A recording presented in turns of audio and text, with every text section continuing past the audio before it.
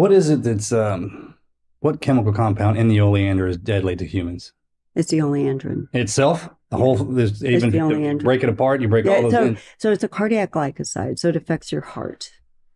So it Does it send you to high dysrhythmia or is doses, it just yeah, it'll just stop your heart. so it just stops Yeah, it it'll stop. plain It can cause arrhythmias to stop your heart. and there's no way to pull that extract out of there that does that? Well, so that is the active. That is the one that does the Okay, good so what work. you're doing, yeah, you got to keep So something it's deadly in there to attack that. so it's Yeah, dose. okay, I get it. It's all I dose, get it. right?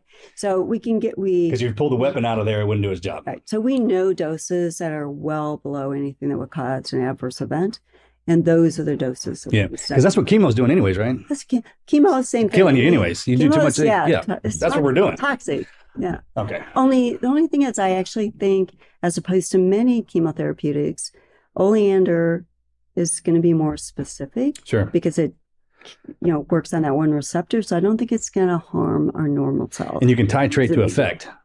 So meaning, because usually when you get hit with the chemo, there's all kinds of bonuses that come with that, right? Hair loss, all that stuff, right? Yeah. But if we can titrate the effect per weight and all that stuff as you're putting that in there, that would mitigate a lot of that. Maybe. Yeah. Well, maybe not. Well, or are you still gonna feel it? You might be right. I mean, I think what you're saying then is, can you decrease the amount of these chemotherapeutics if we add in oleander, a dose that doesn't have any side effects? And the answer is, we may be able to do that. It may be exactly right, or we may not have to treat him as long.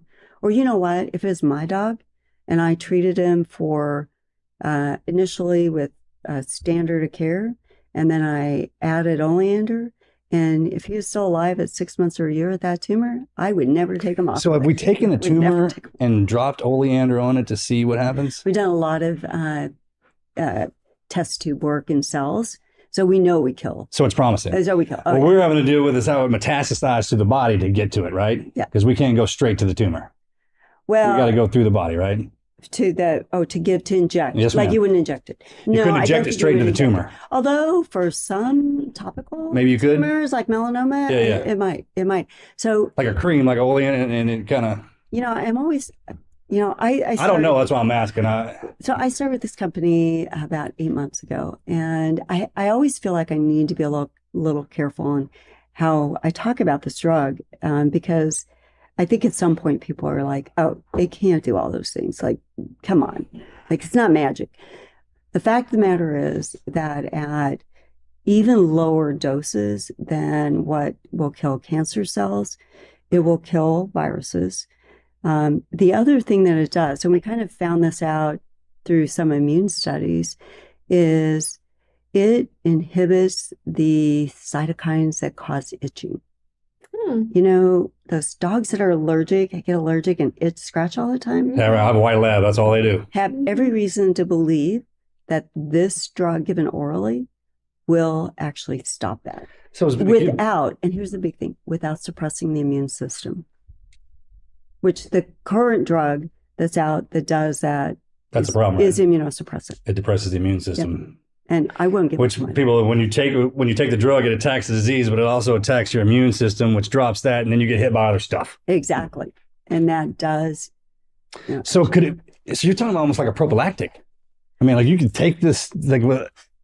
Prophylactics are super hard to prove, right? That's why I'm asking. I mean, but that would be great. What you just said is awesome. If I had all the money in the world, I would doing a preventative study in people for cancer.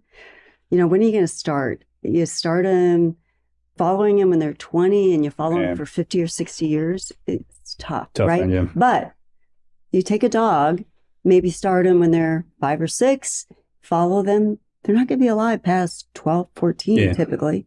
So you've shortened the time you have to study them. You can actually do prediction studies in dogs, which we don't really do very often.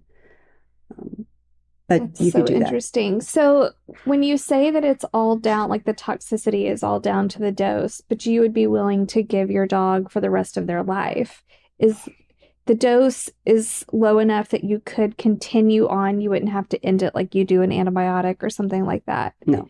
You can. No, because so the half-life is short enough that it's going to be excreted, and then you give another dose and it's going to be excreted. So I actually think you get more benefit if you take it continually. But you want to keep them on. This isn't a life regimen, right? This is after the cancer's gone, then My dog's going to be on it for life. check. I take it. I'm gonna take it for life. I was just about to ask you, are you Like a vitamin? taking it? I take it like a vitamin. Like vitamin, check. We all do. Yeah. Everybody in the company does. So are you taking it as a droplet? Yes, we have Okay. a tincture. We also have a little sublingual tab. Mhm. So most drugs, this is one of the issues between dogs and people, right? With like CBD, for example, or anything that you want to have absorbed directly into the bloodstream. If you can give it sublingually, some of it will go directly in the bloodstream. If you swallow it, then it has to go, Everything absorbed in the digestive system. Some of it gets removed through circulation. So sublingual, it's great, but it's not easy to tell a dog hold it in their mouth, right? Yeah. We really can't do that. So we're trying to come up with new they don't like that too ways, much. but I think in dogs we just give more to account for what's lost. What's lost out? Yeah, Have you had a case where you gave a dog too much and it did stop their heart? not yet. No, Because it's hard. not yet, and hopefully never. It's hard to measure. Yeah, when you're doing it like that. Yeah, we do have tox studies in dogs, so we do know doses. But you hit them with the tablet, just so it dissolves real fast. Tablet or liquid, a tincture. Yeah. We just came out with just a spray for itching, for like a hot spot. Yeah. How many different modalities do you have for that? Is it tinctures, 5 or 6? I guess you keep going, right? Yeah. How to administer that? Yeah. We're different. I mean, so the other thing that we're looking at is this whole senolytic area. We're Explain what that is. What a senolytic is. So the senolytics are the ones that kill those zombie cells. They're gonna, I think, I don't want to say keep us from aging, but let us age in a more healthy fashion, and perhaps even slower. So people are calling them longevity drugs. So maybe we really will live longer. But live better. If we can kill those circulating zombie cells. I think everybody wants that. Everyone wants that. I don't think anybody wants to be around here forever. Longer. Yeah, I mean, you don't want to be around here forever, do you? Healthy. Yeah. Right. I just want to be healthy while I'm here, and then Healthspan versus lifespan. Yeah. Because your life expectancy, everything gets better when you're healthy. Yeah. You may get bored, but if you're struggling and suffering in something, it makes things worse. You know what I mean? Because that's what you focus on. Yeah. Well, look at all the chronic diseases that we get as we age. So maybe we'll reduce some of these chronic diseases. Maybe we'll see less arthritis, less, who knows, diabetes, whatever. Mm-hmm. I mean, life itself is designed to kill us. You know what I mean? It is eventually. Yeah, exactly. Sure. So I think when we get into this realm and people have these special gifts that y'all have and the ability to look into something that others won't, then that's part of it. That's why we have it, to make our time down here as meaningful and beneficial as possible, and get through this. And if we can do that by helping dogs and then helping people, that's perfect for me. So you were saying about the senolytics, are you trying to hone in on something specifically for anti-aging? We are. Of course. So, and obviously it's something I want for my dog. I'd love to have my dog all of our dogs live longer. But there's a human cocktail product there as well. And Oleander will be in that product. But I think... So later on in life, my wife gets mad at me. She'll be, I'm going to take that Oleander away from you. I'm taking it away, honey. You're not getting any more. Dead time. Yeah. I'm sorry to be interrupted, but that's just something. Yeah.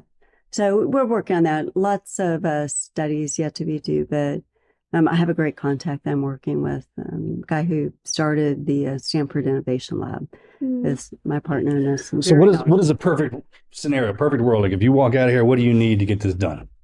Like I need this to fall into place. I know money. I always hear that, but I mean, you see the model in your head. You have the vision already, right? I do. Okay. That's all it needs. If you can see it, then... I mean, quite honestly, to start, if I had the money today, I would do 2 small proof of concept studies. One in cancer.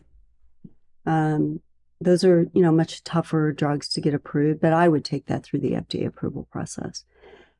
And then the other one I would do is for the itch. And that is because over 50% of the dogs that we see in veterinary clinics come in for derm issues. It's a huge market and it irritates people. And I think if we could stop that and reduce that and not suppress the immune system, we have a winner. We have a huge winner on our hands. Yeah. No doubt. It'll be $1 billion drug.